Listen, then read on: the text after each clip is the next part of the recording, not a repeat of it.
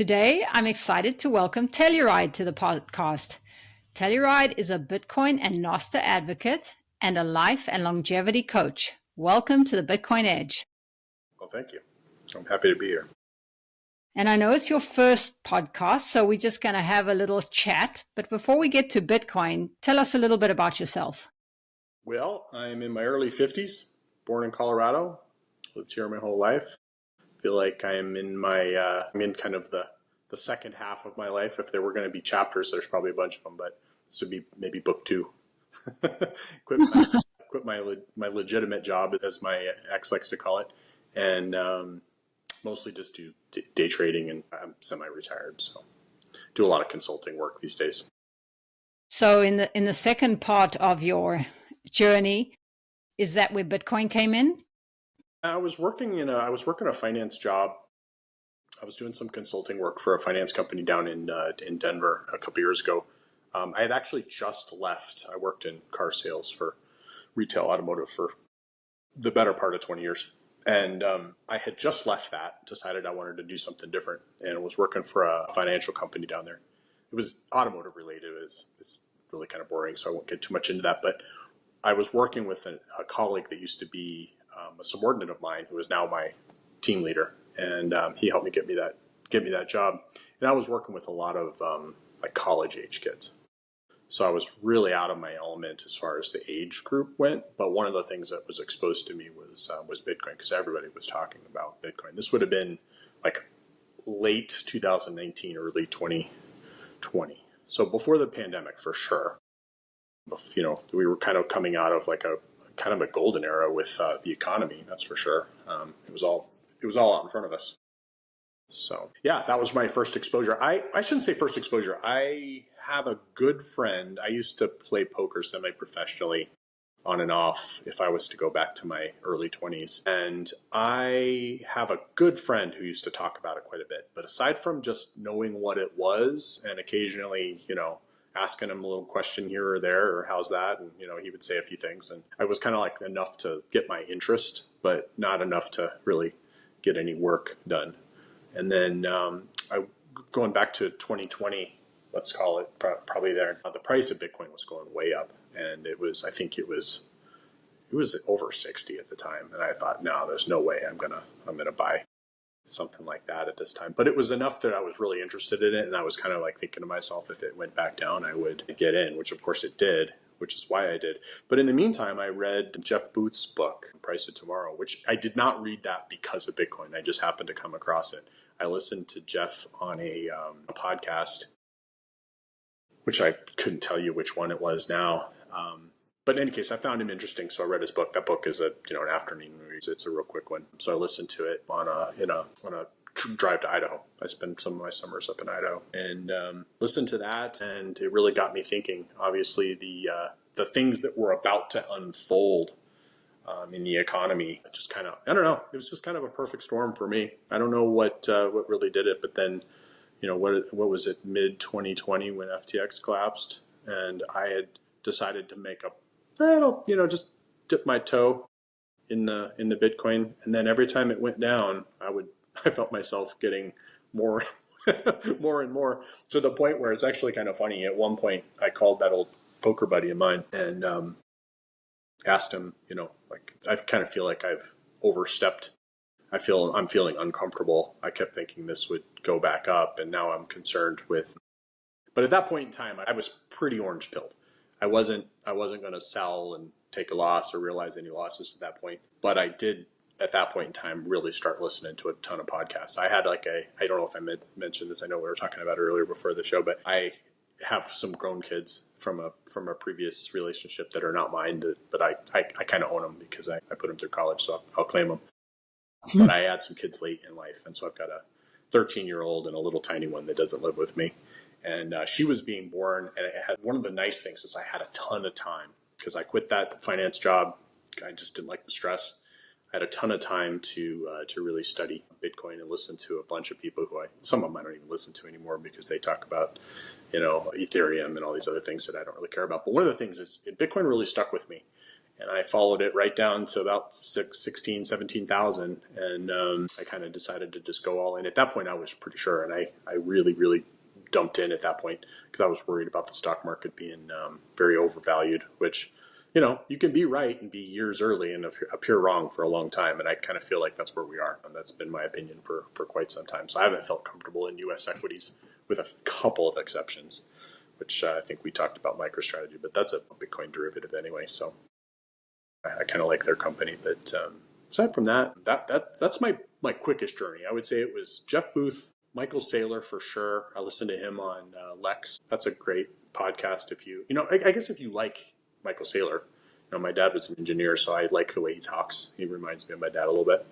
Knows more stuff, more ridiculous stuff than anybody. So for me, that was a perfect person because I really liked his angle on things. And that was when I really started learning about CPI and what a manipulated number that is, and inflation and all those kind of things. So him and James Lavish, another Bitcoin podcast that I highly recommend would be the We Study Billionaires. Every Wednesday they do a Bitcoin specific one with Preston Pish. That's a fan. I've learned more from that. But I've been listening to that podcast for better part of 10 years.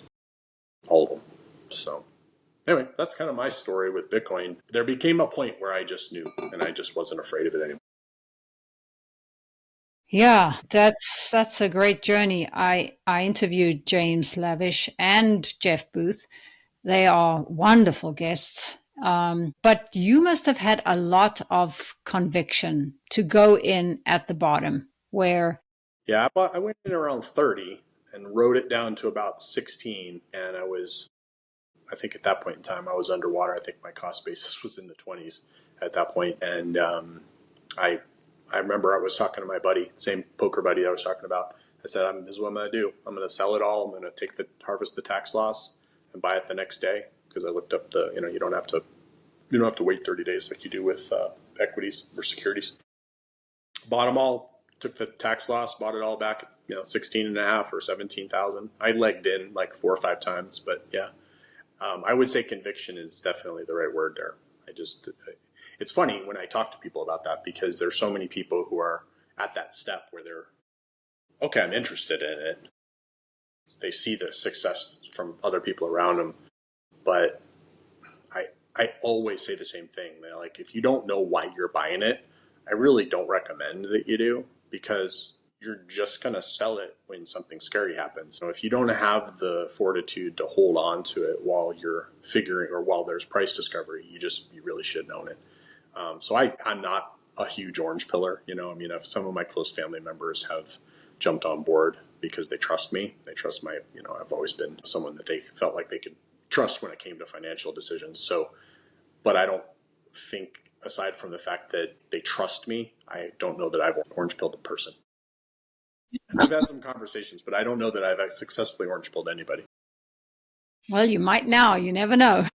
Or no. What you say about, you got to know why you're buying it. And I've heard Bitcoin solves a problem. So for you, was it just a number go up idea? And yeah, I'd be fibbing. Has it changed? Yeah, it's definitely changed. I would definitely be fibbing if I said this wasn't an investment decision. I just felt like at that point in time, at that going back to my 2020, if I hadn't already kind of alluded to that, it was kind of the end of a relationship, and I was selling a house, and so I had some cash on hand. I didn't really know what to do with it. It was things like that. Like there were a lot of like moving pieces that all just kind of just fell into place. But yeah, it was absolutely like, where can I put this? That's, I don't know where I want to grow roots for the rest of my, or the next chapter, I should say, not the rest of my life, but the next chapter.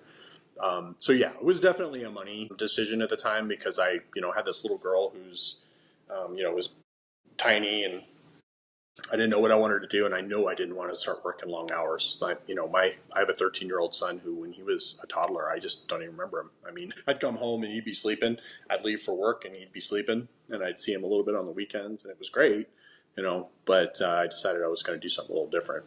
So, but yeah, now I feel like Bitcoin is it solves a lot of problems. So if I definitely did not see, and I think if we all were to look back, if I watch this in 10 years, I will sit there and I will go, I had no idea that it would have been what it is. I mean, if you go back and you listen to, I keep I journal pretty regularly. So if I look at journals from previous bubbles, 2008, or even going back to internet bubbles, everything that I thought would happen, very rarely any of it ever did. I knew the internet was going to be big long before a lot of people did, but I would have thought, when there's a handful of companies that Amazon was a bookstore at the time. Why not Walden Books? I would have put it in the same category. So it's definitely changed. I know that I don't know what I don't know, but I can tell you there's a lot we don't know. There's, I think, a lot of interesting things going to happen. That's for sure. Yeah, and as Jeff Booth says, it's a new protocol. And like you mentioned, to compare it to the internet is exactly what it is, but most people still don't see it. Yeah, I was thinking about something I was watching on X just the other day, and somebody who I trust and follow, Alex Stanzik. I used to love listening to his podcast. I don't think it's around anymore, but Bitcoin Cafe was nice because they didn't let people talk on top of each other and stuff, and I could actually listen to a few, nice conversations. But he reposted something on X just the other day, and it was a deep fake of President Trump, or President-elect, saying he was going to annex Canada. And it was very clearly AI to me, but it was enough that he posted, I can't believe Trump said this. And I know people have talked about this, but I think that I think you're going to start seeing creative ways of people verifying their identity, and Bitcoin presents that. Whether or not that'll be it, obviously a blue check is one. Michael Saylor's MicroStrategy has talked about having an orange check that's provided through their company. Whether or not they're the ones that bring it to market or not, I don't know, but I don't think it's going to be long before we can't tell whether or not this interview is real, whether or not we sign it. And if we have a public address, that would be one way to do that. Obviously we don't want the federal government getting involved with digital IDs. That's never a good idea. In fact, I don't know that I would participate. But if I wanted to put something out there and to verify it was real, I could choose to do it when I want to and not do it when I don't. So I think there's a lot of really interesting things that are going to happen. And I think that there's some pretty bright people, Jeff Booth being one of them, Michael Saylor being another one of my mentors for sure. And I want to talk about MicroStrategy, but before we do, did you go on an altcoin journey or did you go straight to Bitcoin? Little bit, very little.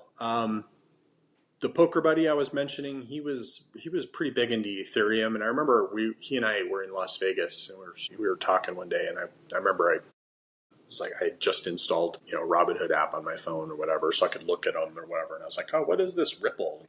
It was like Penny or something, And he said, oh, it's some garbage, whatever. Don't pay attention to that. He's like, look, just focus on Ethereum and Bitcoin or whatever, and I didn't for probably 7 or 8 years, but I did. I kind of didn't really understand what the differences were, which are very clear now. If there's a CEO or there's a pre-mine or something like that, if there's, if it's a trademarked name, those are all things I don't want to have anything to do with. And there might be some use case for some of this stuff, but aside from having a very small investment of ETH early on, which I fortunately did not lose any money on. I didn't make much, but I was kind of in it and then out it within a few months. So I kind of, if I was to go back to some of the people who were, I'm going to say orange pilling or whatever, when I was working with all these college kids, a lot of them were buying a lot of these altcoins, let's call them. I just know enough about it. I just didn't trust it, so it was more just, it was my journey and I had to look and, kind of get to that myself. And along that path, fortunately, I didn't dip my toes too much. I didn't get burned on anything. So besides that, there's no leader, no centralized figure in Bitcoin. It's proof of work, and we have a capped amount. Are those the main? Yeah, I mean, it's the same thing anybody who's listening to a lot of podcasts is going to hear, your infinite scarcity. I mean, I have this conversation with my son pretty often. I'm like, tell me what's something that's rare, and there's just not a lot of things you can say. There are things there's not a lot of, and we talk about property and art. And then you start getting into, whether it's subjectively valuable or whether or not, can the government print it? So there's a lot of different categories, and Bitcoin seems to cover more of them than not. I don't know that I'm ready to go out and spend Bitcoin. I spent some time in El Salvador.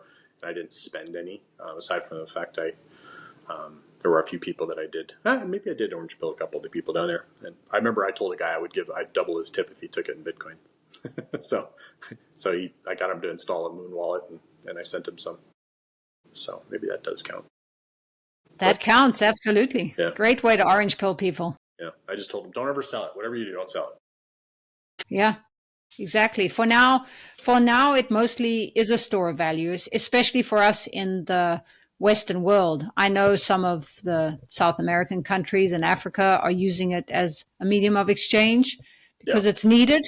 Sure. But for us, it's a store of value. Yeah. Yeah. I think there's, Lightning has been a pretty big disappointment to me. It's a real hassle to use it. I've played around and I've opened up some channels and whatnot, but it's fraught with, the average person isn't going to do it. I am not super technical, but at the same time, I'm not afraid to sit down and, all right, I'm going to learn this, kind of thing. And I think there's a lot of work to be done there. But I haven't decided I was going to spend any of it. I figured, this would be one of those things where I would just hopefully it goes up, like I mentioned, I sold a house. And so it's just kind of, I didn't buy a house worth, but I definitely, I put most of my savings in it. I did convert all my 401ks over to Swan. I feel like that's a loophole that they'll probably figure out pretty quick. Cause if you have a Roth IRA and you've paid all your taxes up front, I mean, boy, that just seems like you can't miss with that. I mean, assuming you believe in Bitcoin, I suppose. Right. I've got some family members that think I need to have my head examined on that one, but I know the feeling. So what you're saying is, if you're in a Roth, you can buy an ETF. So you wouldn't be in self custody, but there's a handful of companies that will let you, with Swan and Unchained, both. I think there's a handful of them that will let you actually transfer your 401k to them and have it actually be in Bitcoin. So that can be done. But yeah, if you have a company that doesn't offer that, there's more that don't offer it, then you can go into an ETF. I opted to just convert everything to a Roth, pay the tax now, and before I've had a bunch of capital gains. So hopefully that'll pay off. I think it will. I think in fact that will probably that loophole will go away. It's too much money. I think there's too many people going to make too much money. They can't have that.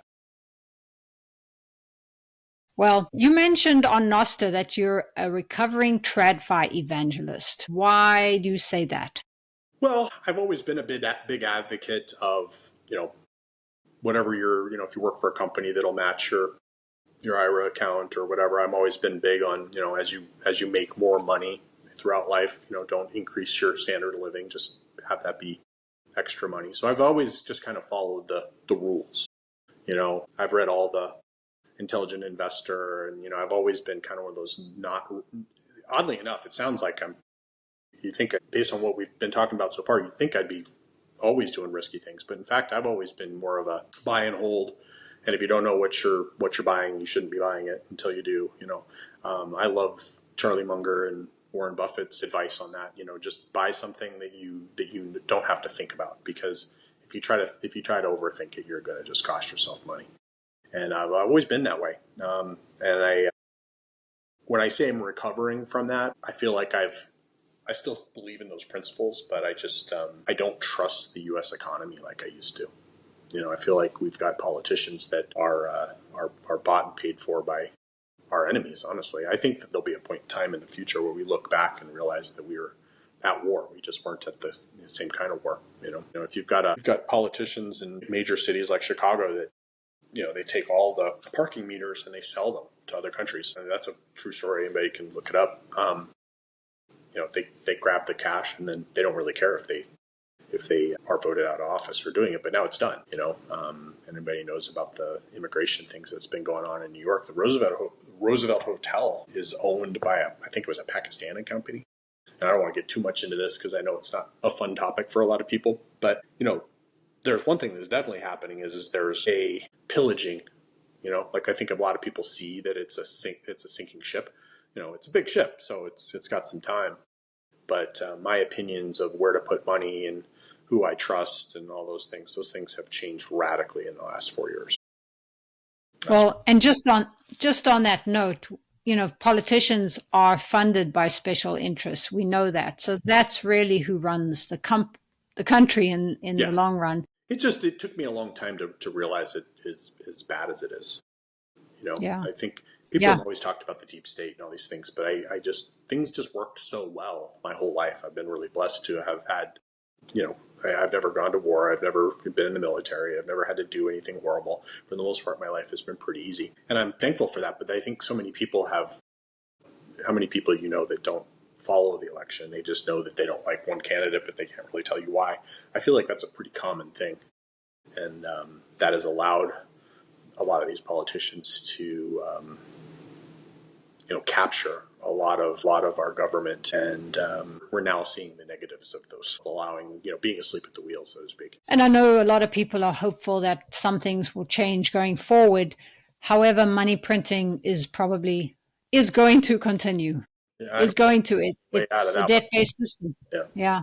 I mean, austerity might be forced on us. I think that's the ugliest outcome. I mean, everybody knows, everybody says that it can only go so far. Austerity it's starting to look as though, I mean, there's a lot of hope that maybe we'll cut down and it'll kind of show people, but I don't have a lot of hope for that. I think that people will start doing it, and I think the economy will probably not recover and then people will blame it on the big cuts that are going to happen and whatnot, because people until they know how to do this stuff or they understand the actual reason for any of it, I just don't think people are going to see, which is why I spent time in El Salvador, which is why I'm like, I've kind of got options, because had the election gone the other way, I might be down there now. I might even being hyperbolic when I say that. I was ready to leave, not in the same way that everyone's saying, "Oh, I'm going to leave since Trump's in power." I just really, truly feel that this country was on a path that was really, really dark. And I'm not like a super right wing person. I mean, I've voted Democrat in my life. I consider myself, and always have, to be a pretty center, a little right of center on something, a little left of center on others, which is where I feel like almost everyone who's having an honest conversation usually is. All this fringe stuff that's all designed to make us fight with one another, keep us distracted. At least Yeah. that's my suspicion. Yeah. Certainly how it seems. So you mentioned that you're a day trader, and you mentioned MicroStrategy. Yeah, I wouldn't say I trade it much, but yeah, I definitely have been not working for the last couple of years, and I'll thank Bitcoin and MicroStrategy for that. That's for sure. So you saw MicroStrategy early, and do you think that Michael Saylor owning so much Bitcoin is centralizing it a little bit? It's something to keep your eye on. That's for sure. Whether or not this is a kind of an amusement park ride, I feel like this is something that in your lifetime as a trader, I've always, I wouldn't call myself a day trader, actively, but I've always, looked at it as, I've always managed my own accounts, let's put it that way. And I feel like what's going on with this is the most profound asymmetrical bet that I've ever run into besides Bitcoin. That's for sure. Now, granted, if some black swan event happens and you've got a significant amount of your wealth in a company like Bitcoin, you're going to be pretty safe. In my opinion, I don't know that there's anything aside from something that kills us all that's going to stop that one. But I wouldn't want to be in MicroStrategy first off, I wouldn't recommend being more than 5 or 10% in it anyway. But if you're, so my advice to the people who ask for it would always be vigilant when it comes to those things. But I feel as though you just are not going to be able to really lose with that one for the meantime. I don't think people really understand the whole arbitrage that he's exploiting. He's really onto something that's really interesting. And I remember listening to right about the time that Three Arrows Capital failed, and I was listening to Bill Miller talk about the price of MicroStrategy, and I knew the company was owned by Michael Saylor, and of course he was valuable in my journey. But I remember him saying, like, people are so negative on this Bitcoin that he's purchased. Well, of course, that was out with, I just threw that away right off the bat. And then he pointed out that the price of MicroStrategy at that time was lower than before he bought the Bitcoin. At the time, I think it was, MicroStrategy, this was before they did their stock split. It was trading at like $130, $120 to $150, somewhere around there. So anybody can do the math on that one, and that's been a very lucrative investment for anybody who jumped on that train back then. That's for sure. And I think that it's got a lot of runway. I mean, who knows? We'll see. As they say, not investment advice, but it would be for somebody who asked me. Exactly. I mean, well, and it's what you've done. I've done it too. And it generally is a leverage call on Bitcoin. So when Bitcoin goes up, and we believe we're still quite early in the cycle, MicroStrategy goes up, which could also mean that it could come down more than You're going to see Bitcoin. big corrections. That's for sure. Yeah. So you just have to have the fortitude to ride them out. Otherwise, Bitcoin's probably safer for you. And even that could, it could retrace down into the 80s. It wouldn't bother me if it did, but for people who can't seem to watch that happen, then don't buy it. Do something else. Do you have anything that you would sell your Bitcoin for? I honestly don't think so. Every time I put money in Bitcoin, I always think to myself, that money's locked up. Sure, I could, if something happens, something dire happens, and I needed it, I would absolutely consider it, but not because I need money. That's just not the way I'll look at it. My sister said something about that the other day, and of course I'm just repeating something I heard. But like, if I had a property that I bought and it just all of a sudden, that property shot up in value for whatever reason, I wouldn't go and sell it. That wouldn't necessarily be the reason I would sell it. I guess if you think for whatever reason that it's not going to continue that path, but I think anybody who does the work and really understands what Bitcoin is and why it is what it is will come to that same conclusion. And this can be done. I mean, you can name hundreds, if not thousands, if you're doing the work, of really intelligent people that have come to this exact conclusion over and over and over and over. And that right there is what gives me the conviction. If somebody takes the facts and comes to the same conclusion, and the only downside is the same crap you've been hearing for a decade, what if this or what if that, what if there's a black swan event where the power grid's down for a year? Well, we're all kind of fucked anyway if that happens. Like that doesn't, at that point in time, I think I'd be screwed no matter what. It wouldn't matter that I had money in Bitcoin because my artwork's not worth anything at that point. And people talk about gold. I wrote a pretty interesting post on Nostr about that. I just thought to myself, like, if all of a sudden there was a scenario where the U.S. went back to some sort of barter system, kind of like what you're experiencing in Argentina, for example, I don't know that gold would be what I'm going to go out and try to spend. I need a team of people around me to like keep me from getting jumped while I'm trying to file off some gold, filings to buy something small. I mean, it's not a very fungible type of money. I understand the value of it, but personally, I don't own any of it. And I don't know that I would. And all of those fantastical scenarios that people come up with are, in my opinion, just people's imagination, I think. Sure, something crazy could happen. Hopefully you've got there are other things that you can focus on. Most of those things, in my opinion, are like belonging to a church and having people that I can depend on, not having my food centralized. I source my food from as many local sources as I possibly can. Yes, I do go to Costco, but at the same time, if there was a scenario where all of a sudden the supply train stopped, you don't want to be out trying to join a church when everyone else is, or meeting a rancher, or whatever. Those are all things that you need to do ahead of time. And I'm not a doomer, that's for sure, by any means. I think those are some really good points. Community matters.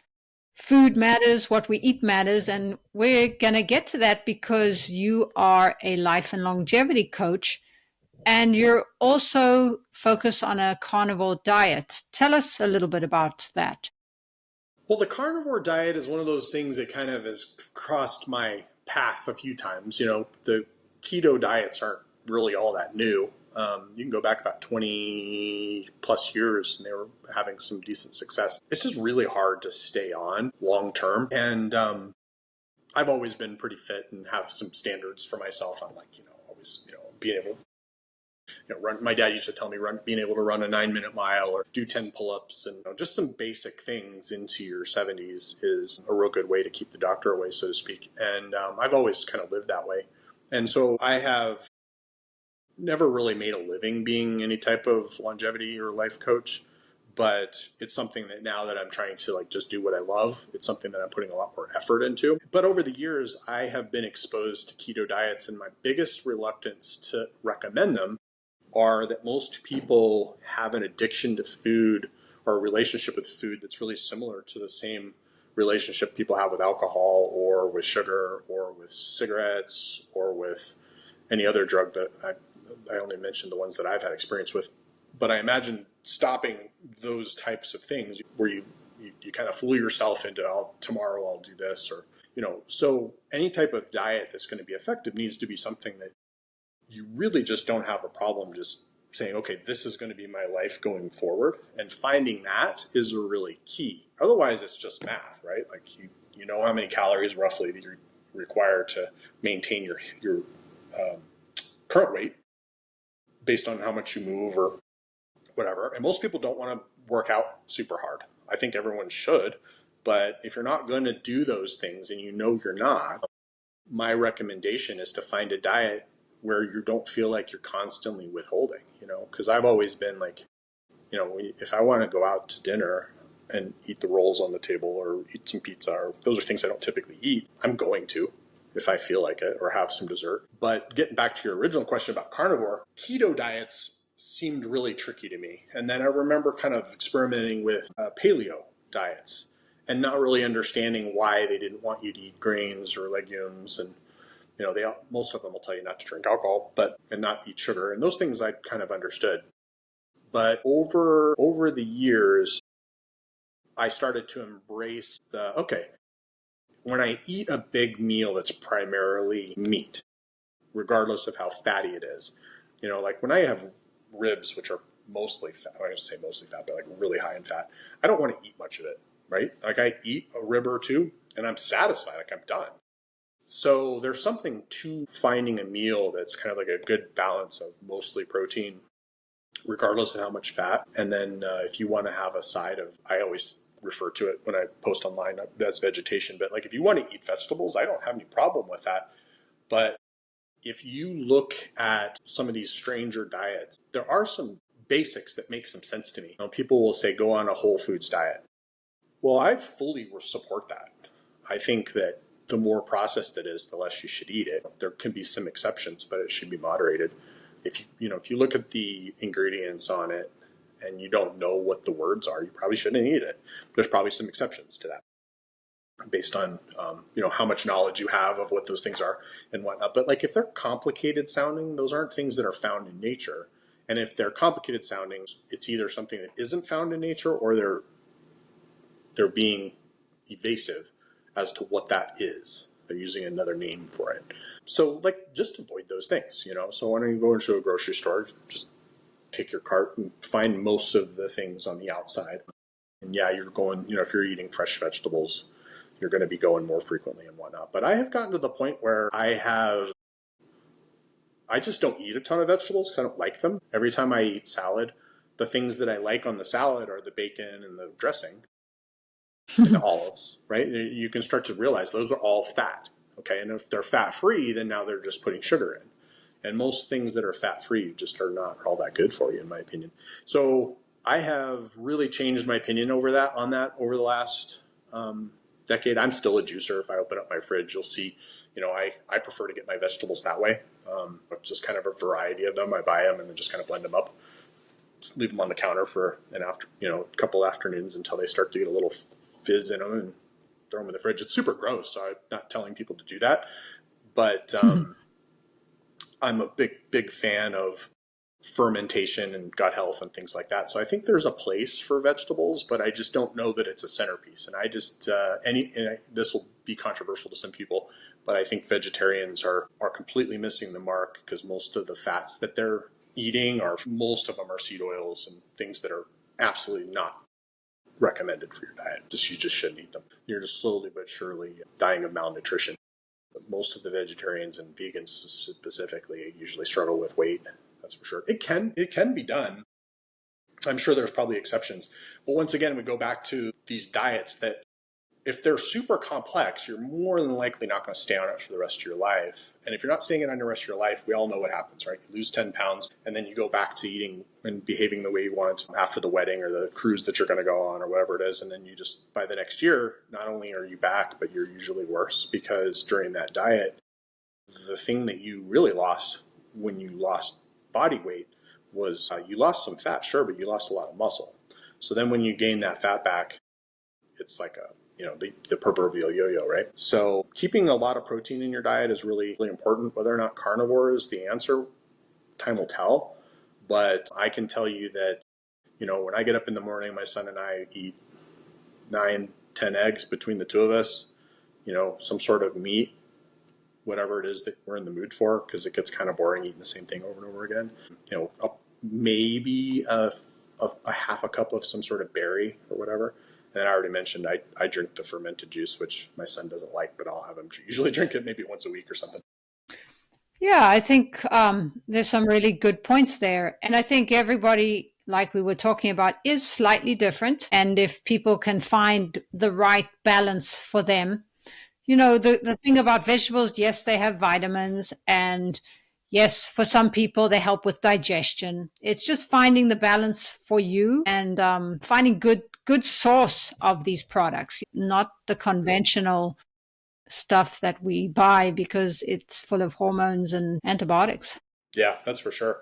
On the vegetable thing, there's no problem with it. I just don't know that you can focus on it. I used to really believe that fiber, just like everyone tells you, it makes you feel more full, keeps you regular. It's got some things that are definitely beneficial, no question. But I can tell you on a carnivore diet, I don't know if everybody's this way, but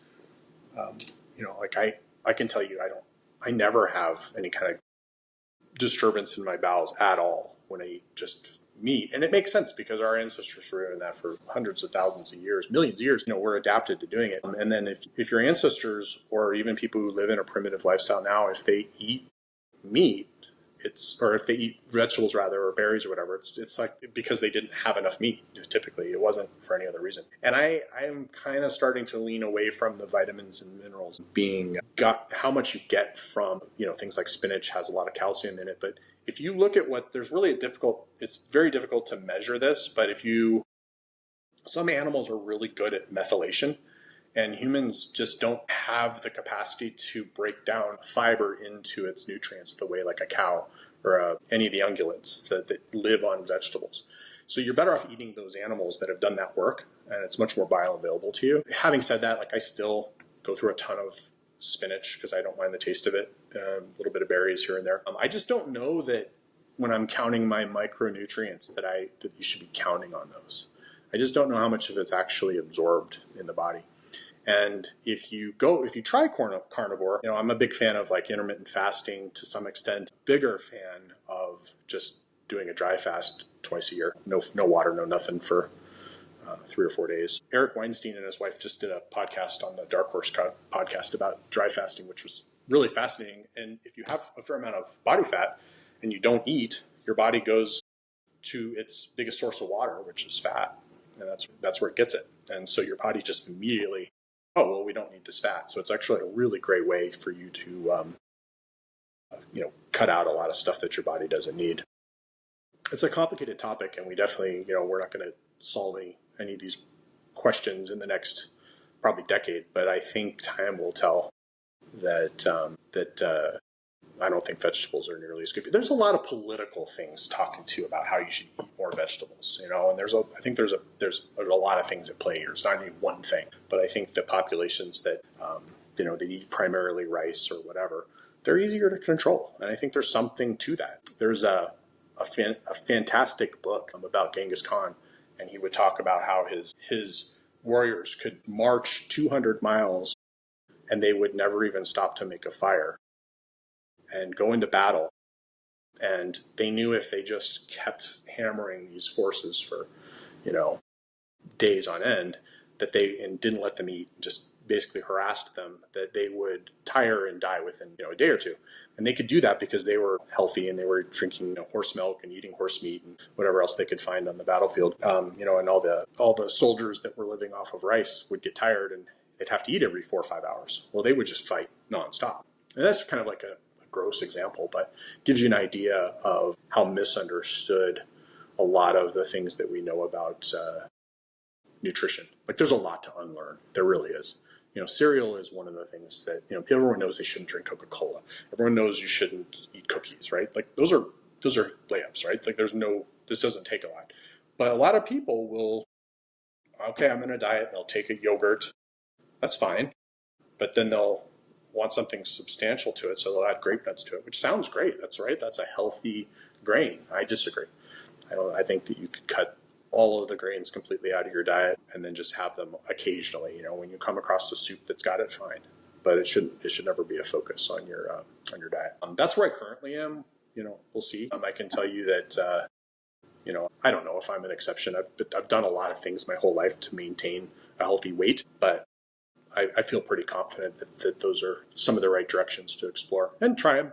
Try. I've got a niece who won't eat a piece of meat. Like she just won't.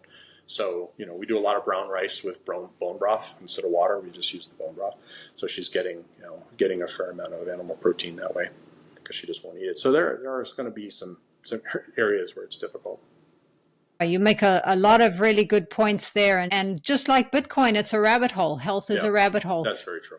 But tell us a little bit about how Bitcoin has changed you. I don't know that Bitcoin's changed me a whole lot, aside from the fact that not having to worry about, I really don't worry about money the way I did, because I feel as though if you can take a little bit of money and put it aside, whether, everyone thinks because of the unit bias, they think it's too late.